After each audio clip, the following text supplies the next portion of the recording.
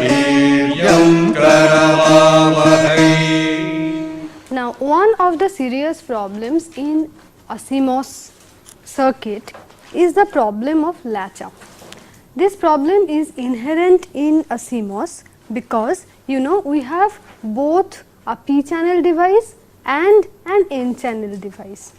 Well, hello again everybody, and today we're going to be revisiting our RS232 data logger project. So I think in part one of the video we were actually just looking at this little circuit, and I had it built up on a piece of error board. So what we've got here is we've got an RS232 level shifter. So this converts RS232 to TTL serial, and it squirts that out, and that gets recorded by this. Well, this is called an open log device, which is I always forget the name.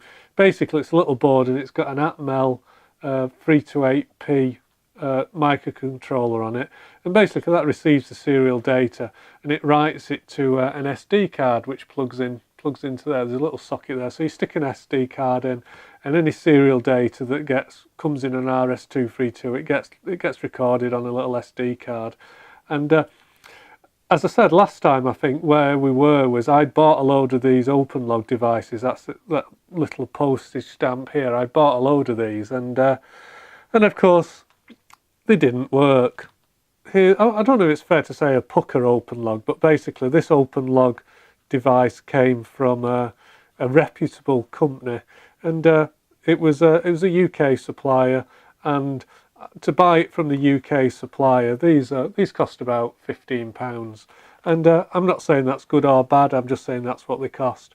Whereas you can go and buy these things off eBay, and they cost well, anywhere actually between £15 and about £2.30. Now I think I paid about £3.20 for these, so they were very this black one here, they were very cheap, and effectively they've got exactly the same components on, but the problem was these boards worked and these ones, the black ones, didn't. And the reason they didn't work, it was nothing to do with the actual the construction of the circuitry or anything like that. In many ways it was just such a simple thing in that the black ones here had no software installed on them, which in some ways that wouldn't have been the end of the world, because the open log software, it's an open source project, and you can just download the software from GitHub and you can program it. Or really, it should have been that easy, but unfortunately, because it uses an Arduino sketch, you actually have to have an Arduino bootloader installed on the Atmel 328p. So of course it didn't have the bootloader installed either. So of course then the next thing to do is what you have to do is you actually have to install the bootloader, you have to get at some of the in-circuit programming leads, which basically it uses SPI and it uses the MOSI pins. Now on the right hand side of your screen you can see a red coloured board, and that's what I'm going to call an official open log device, although there's probably no such thing. But if you look at the top of the board, there's actually a row of pads. Now those little pads, they're the serial programming, the in-circuit programming headers. So if you want to program the bootloader into it, you actually have to connect wires to each of these little pads here and download the software. Once you've actually got the bootloader installed, you can connect it to the Arduino IDE, and to do that you actually have to use well, it's a serial interface, and usually what you would do is you use these connections here, and you have to connect it to the serial port on your computer via something like an FTDI lead or something similar to that. So it's a two-stage process to actually program these if they come with no software on them, and if you're not used to doing it, it's a real pain. Now if we actually look at the very cheap and nasty open logs that I bought from China, I mean they've got the identical components on them, there's absolutely no problem with the hardware, they're put together very well, and in fact the little socket that these have on the back of them, it actually seems in many ways superior to the socket that the official unit has on it. These little sockets actually are really positive, where these are a bit wishy-washy. But the problem with these cheap eBay boards, apart from the problem of them having no software installed, is that the actual programming header, that rather than installing what I would call proper pads, they've actually used vias. Although looking at them now, they actually look around the same size on both boards. I did accuse these of being smaller, maybe they are a bit smaller, but the problem is that they're covered in solder resist, so you can't very easily wire onto them to connect your programmer up to. So what I ended up doing is I was trying to solder wires onto the pins of the microcontroller to download the software using a serial lead, and I did that for about 3 of them, and it was just a complete pain in the bottom, to be honest, and I gave up. So I did give up, and I went and paid my money, and I bought 15 of these at £15 each, and I installed them onto some circuit boards, and the OpenLog devices worked perfectly, no problem with that whatsoever. So there's probably a moral to this story, isn't there, which is don't buy cheap unbranded parts from China. And most people would probably have learned from that little life experience, but did I learn? No, of course I didn't. Well, that's not quite true, because I did actually purchase these from a company based in the UK, but ultimately this equipment just comes from China, and you know, there's an awful lot of these companies that you can find on the interweb. You know, they're all selling you low-cost equipment for automation and stuff like that, but the you know, ultimately all they're actually doing is they buy it from China, they stack it high and they sell it cheap. Well, I suspect most of these little companies that are doing this kind of thing, they're effectively little back bedroom businesses. They're probably not stacking it particularly high, but you know, they're going to sell this board to me for £3.50, and they're probably paying £1.50 for it off eBay from China. And unfortunately, none of these boards work. Well, it's not quite true. They work 95% of the time, which you might think that's not bad. But the problem is the 5% of the time when they don't actually work, they have a tendency to set on fire, which isn't really great. The young lady at the company that supplied these, she's very nice and very polite email. She actually pointed out that they sell a number of different types of these boards of varying qualities. And well, you know, to suit all pockets or suit all expenditure. And I wrote back to her again an equally nice letter saying, well, I wasn't really sure about her other customers, but I really preferred things that actually didn't set on fire and actually worked, and these don't. So I'm going to set up one of these boards so you can see it in operation. Now, I don't know if we'll get the fault to exhibit. I mean, some of these boards exhibit the fault kind of instantly, and some of them take a little bit of time, a little bit of fiddling before the fault shows itself up.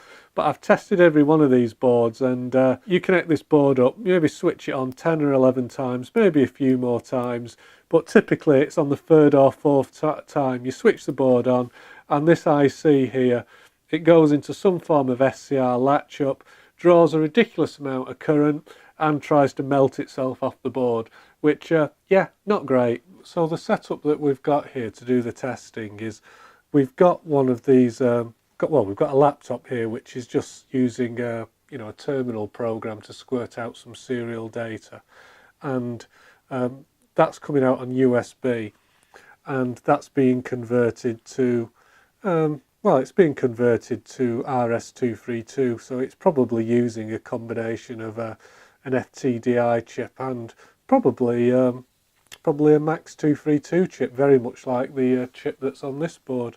Now, just for the record, in case people say, well, there's something wrong with this USB to serial converter, 2 things. One, I've actually checked this on the scope, and I can confirm that the TTL levels that this is outputting are absolutely within the standard and absolutely perfect, what you'd expect.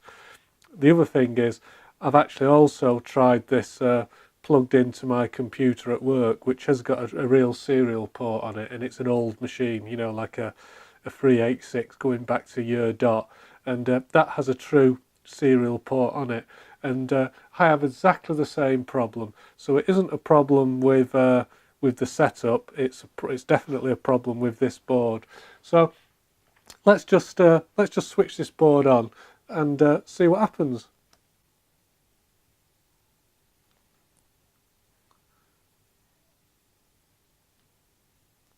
Well, unfortunately, it's a little bit. I was hoping to show you a working board there, but I'm just looking at my power supply on the bench, and I've just switched this on, and it's drawing 70 milliamps.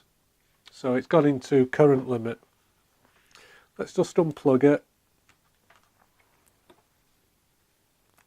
and we will turn the power off. We'll turn it on again, and it's drawing 30 milliamps, which is normal. So we'll just plug it into its serial port, and it's immediately gone into SCR Latch Up. Let me just bring you in so you can have a look at the power supply. So at the moment we haven't got the RS232 connector plugged in. So if I just switch the board on and off, so I'll switch it on now. And yeah, normally these boards draw about 22 milliamps when they're working properly. So there we go, 22 milliamps. Now you can see that I've got quite a high supply voltage there. We're up at 30 volts, but that really isn't a problem. So what I'm going to do now is I'm just going to switch the circuit board off again with a switch on the side of it. So here we go, we'll switch it off. And this time I'm just going to plug in the RS232 connector, and I'm going to switch it back on. Oh, and that time it was okay, so it's called me a liar, because I said sometimes it does work fine. So let's try and switch it off again. And we'll switch it on. Okay, okay again, no problem. Off again. And switch it on.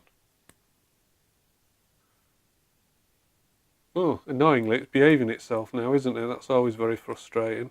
So let's switch it off, and we will switch it on again. And annoyingly this one is now behaving itself perfectly well, whereas before when I had the camera switched off, pretty much every time I switched it on it went into SCR Latch Up.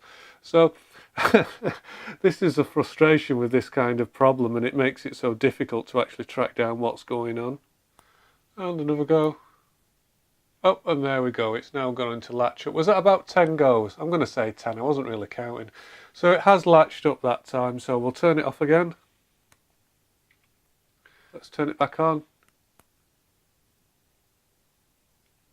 And now it's in the mood. It's yeah, it's latching up repeatedly. So once it gets in the mood to start latching up, it's actually quite difficult to stop it, and then everything will cool down. It'll be fine for a little while until it gets its little latch up head on again, and then it all goes wrong.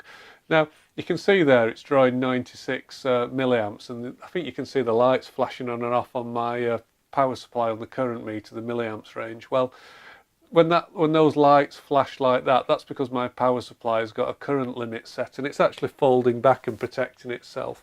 But actually, if it wasn't for the current limiting on this power supply, it would actually draw, you know, pretty much an infinite amount of current, as much current as this power supply can knock out. So I'm not going to go too high because I don't want to destroy anything. I don't actually want to destroy my 5-volt regulator that's trying to control the voltage. So you know, I can turn that up, and yeah, or I can turn it back down again. So believe me, one of the other devices that I was playing with earlier, I took the current limit off, and it basically just drew the maximum that this power supply can draw. It drew about 2 amps for a couple of minutes, all got very hot and melted. Now, quite rightly, when you make a video like this, you know, half the comments are going to be from the armchair electronics engineers who are going to start complaining about the length of the test lead wiring, and you know, how inductive everything is, and how I'm making it worse, and how my star grounding isn't adequate, and how it's a spike coming through my regulator, and all that usual good stuff, which actually isn't the case, but people like to harp on about. So what we'll do, as much as we can, we'll take my circuit out of circuits, and we'll run the this little level shifter directly from this Farnell stabilised power supply. Unfortunately, this power supply has an overload lamp, which I'm not sure at what current the overload lamp actually comes on at. I'm really not sure. So to get an idea if it is starting to overload or fall back, I think the easiest way to do it is just to monitor the voltage output from the power supply. So I'm just going to plug my fluke meter in. Absolutely fine, 5 volts, no problem whatsoever. So that came on that time. 1, 2,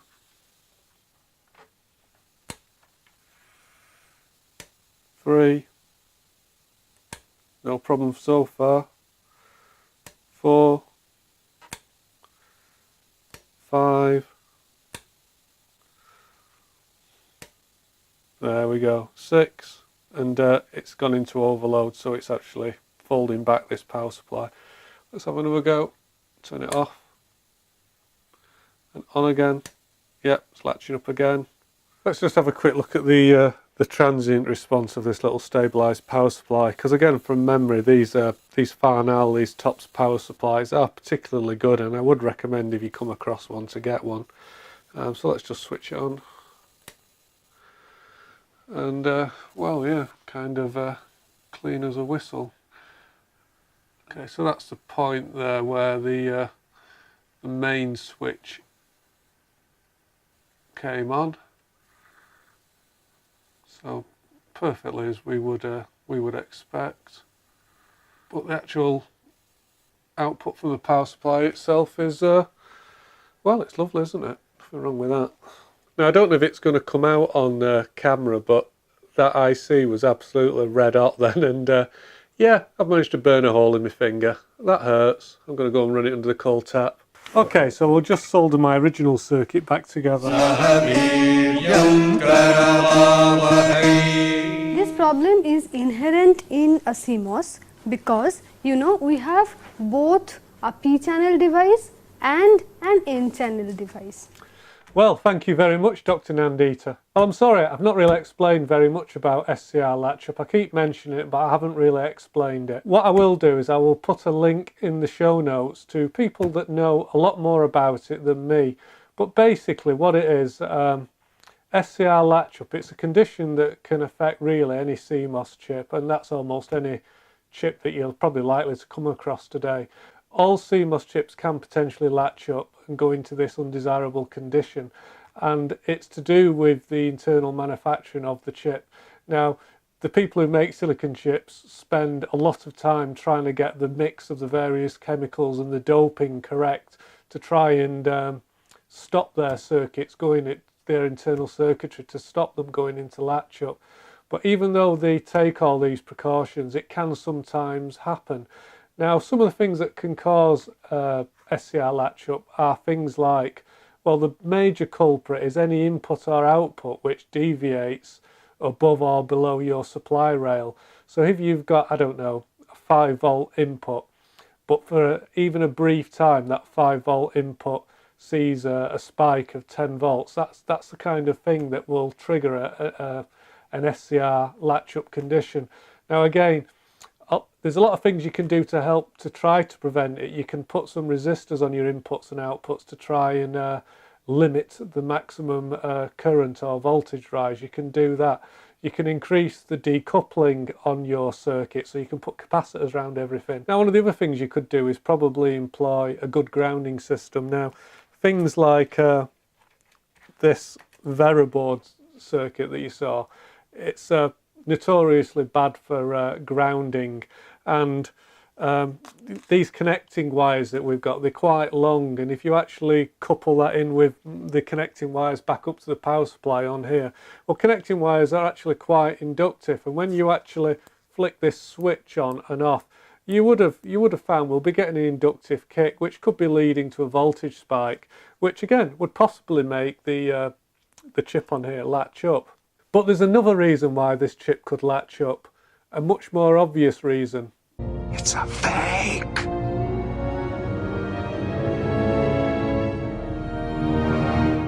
So you've seen this big pile of 15 boards we've got, and my original prototype board, which is this one, worked perfectly. No problem with latch up. It was on test actually for some months in various situations, worked perfectly. So I've got my original board here on the left, and I've got one of the production boards here on the right. And you know, at first glance they look identical, but they're not identical in one very important point.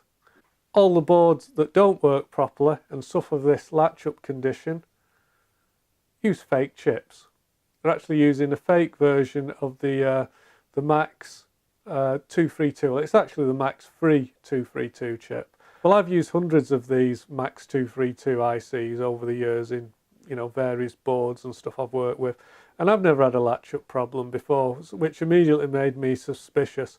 So I did some Googling, and yeah, apparently, unfortunately, it's endemic.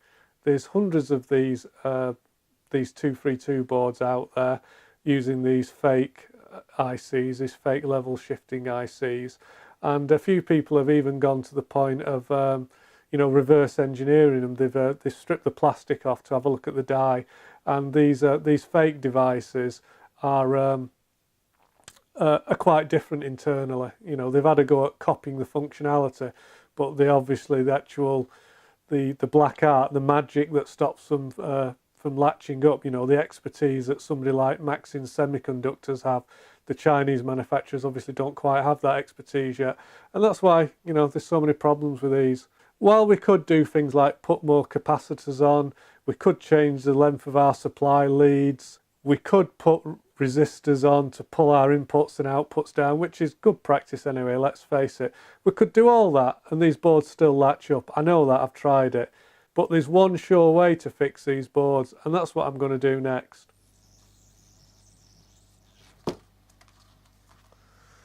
How elegant was that? This, I don't know how you pronounce that, is it Aoya? It's an 852 station. I think I've probably had this now for about 5 or 6 years, maybe longer. It might be getting on for 10 years. And yeah, it's been all right. As I say, probably I don't use it very frequently. It only gets used a few times a year, but it works fine for what I use it for. Quite happy with it. And what I'm going to do, I'm just going to clean up these pads a little bit. So just squirt some of the old monkey jism on it. Right, we've got some solder braid here, and reel a bit out, and let's just give this a bit of a dab. What's that set to? That is set to, soldering iron is set to number 7. No idea what number 7 is. We'll see if it's hot enough.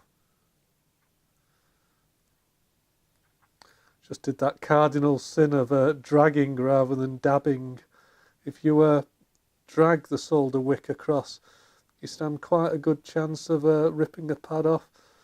So ideally, you would just dab it. Have I damaged one of those pads? Yeah, you've got to be a bit careful when you're using solder wick, because if you're not careful, what will happen is if you don't heat it up properly, you kind of pull it across the pad, and if it's gone cold, because there's such little tiny pads, it has a habit of just ripping the pad off. And again, especially if you're a bit clumsy and cack-handed like I am. Because as I said, I just don't do this very often. Okay, so here's our new chips arrived from RS. Alright, got a couple of things here. Forget what you call them. These are those little electronic resettable fuses. I've got some of these that are 50 milliamps. I decided to get them just in case one of these chips or one of these little boards still did decide to go thermonuclear on me. Because the circuit that I'm supplying it from can deliver, well, it's 24 volts, but it could deliver quite a lot of current if it wanted to. And here is 15 new Max 232 chips, or 3232s. I don't even remember, a few months ago I was pulling Simon Spears, I was pulling his leg about because I saw him taking anti-static precautions. Oh, which bracelet shall I go for? This one always tends to rip the hairs off my hand. I won't go for that. No, we won't use that one. Let's use this one. Yeah, I was ribbing Simon about his anti-static precautions, and I've got to admit, normally I don't bother. I mean, this mat itself isn't anti-static, but yeah, I normally don't bother. If I was in a production environment, of course I would, but I'm not. And I can honestly say that I've never damaged an IC through static damage. I mean, I've destroyed lots of ICs just from being stupid, but I've never actually managed to zap one with static so far. But yeah, let's say I've got the anti-static strap here, so yeah, I might as well be good and use it, hadn't I? Right, okay, what should we do? Let's put a little bit of dab of solder down on one of the pads. Where's my fine solder gone? Got this very fine solder here, which is don't know, multi-core. Comes from Hemel Hempstead, apparently. Hemel Hempstead. Yeah, it's very fine, about the thickness of a bee's dick. So let's just put a little splodge on one pin. Pin 1. And where's my tweezers gone? There they are. Probably gone a bit mad with this flux, but doesn't matter.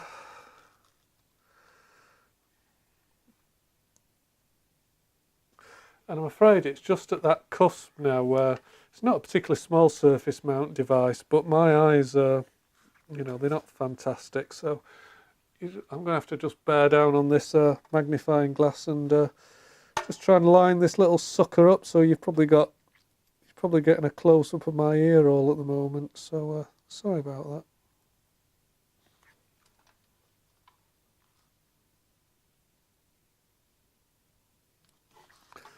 And now I'm just going to go to the other corner.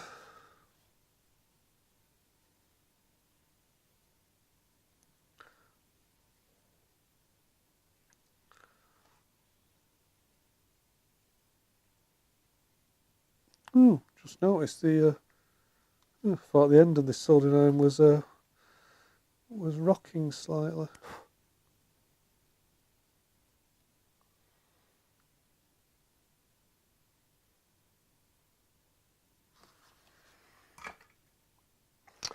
Okay, I think that's okay. I have actually got a microscope which I use more and more these days for inspection, but yeah, I'm not going to use it just now. I'll just have a look with this. Oh, that could be a bit better actually. That's a bit dog rough. And I'm going to have to touch another joint up because I've got a joint that looks a bit crystalline. It looks a bit chilled. That'll do. I don't know what I've done with them, but I seem to have put my side cutters down somewhere. You know, everybody's got a favourite pair of side cutters, and this pair that I'm using at the moment definitely isn't my favourite pair of side cutters. Yeah, so I don't know where they've gone. So if you spot a little green pair of side cutters lying around on my bench somewhere, just shout out. Yeah, you know, you get used to using a particular tool, don't you? And you know, that's a tool that I like using, and yeah, I can't find them. Bugger. This soldering iron I'm using, it's got I think you call it a conical, it's got a pointed tip on it rather than a chisel tip that I normally use. But the again, the normal soldering iron that I use has got quite a big tip on it. And generally I do most stuff with soldering iron with a big tip, even quite fine stuff, but I just find the surface mount, it is easier to use you know, a smaller conical iron like this. But again, as we just said, same about the side cutters, you get used to using a certain tool, and when you're used to it and you swap to something else, it just feels a bit odd. So I'm just bodging some of the wires back on now. These are the connections for the 5-volt power supply, but also the connections to the data logger for transferring the RS-233 data to the open log device. There's my side cutters. Oh, I love them. Oh, falling over the chair. So what I'm going to do is what I was doing last time. I'm just going to switch the power on and off.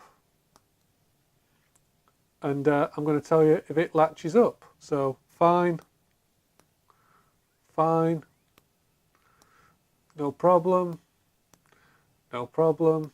Right, I'll tell you what, I'm going to do this 100 times, but I'm not going to make you watch it. So I might just bring you in for the highlights. So 1, 2, 3, 61, 62, 85, 99 and 100. So although we could go on testing that, and maybe that would be a good idea, I'm pretty happy that I fixed it. So without any more modifications to my circuit, just changing out these duff chips seems to have done the job. Now I'm sure there's more we could do with decoupling and capacitors and adding resistors and all that lot, but the reality is it's working now. It's working far better than it was originally, and yeah, the easiest thing for me to do is just to swap the rest of these chips out.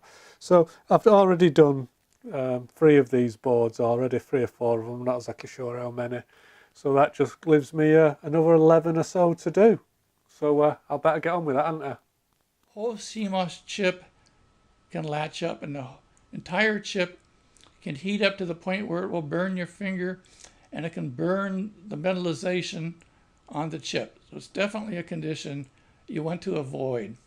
Ow. Till next time, I think that'll do. Bye bye for now. It's a